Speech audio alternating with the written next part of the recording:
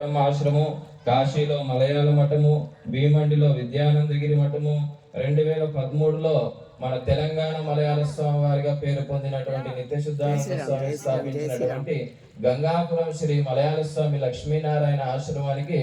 ఉత్తరాధికారిగా కూడా 2013లో నియమించడం జరిగింది. 2014 చుట్టుకుంట విజయవాడ ఆశ్రమం, ప్రశాంతి గీతాశ్రమం, 2016లో మద్ది రామకోటి ఆశ్రమం, ఆ విధంగా సిరిసిల్లాలో విమలానందగిరి స్వామి ఆశ్రమం, 2021లో గంగాపురానికి పీఠాధిపతిగా వహించి ఇప్పుడు ప్రస్తుతం 2026 నుంచి 28 వరకు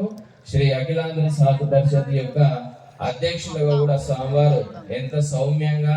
ఎంత ప్రేమ భావంతోన ఒక కన్న తల్లి యొక్క ప్రేమ ఎట్లా ఉంటుందో ఆ విధంగా మనందరి పైన చూపించేటువంటి స్వామీజీ ఈ రోజు అధ్యక్ష పదవిని అలంకరించారంటే మనందరం కూడా పూర్వజన్మ పుణ్యం చేసుకున్నటువంటి వారం కాబట్టి స్వామివారి యొక్క సన్నిధి లోపల ఈ రోజు కూడా మనందరం కూడా ఉండడం జరిగింది. మనోబుద్ధి అహంకార చిత్తాని నాహం నచ శ్రోత్ర జిహ్వే నచ గ్రాణ నేత్రే నచ వ్యోమ భూమిర్న తేజో న వాయుః చిదానంద రూపా శివోహం శివోహం చిదానంద రూపా శివోహం శివోహం అనేటువంటి విషయంగా ఈ చరాచర జీవప్రాణి కోటి యొక్క లక్ష్యం కూడా ఆ పరమశివుణ్ణి పొందడము, ఆ పరమశివుడు తప్పించి ఇంకొకనైనటువంటి వస్తువు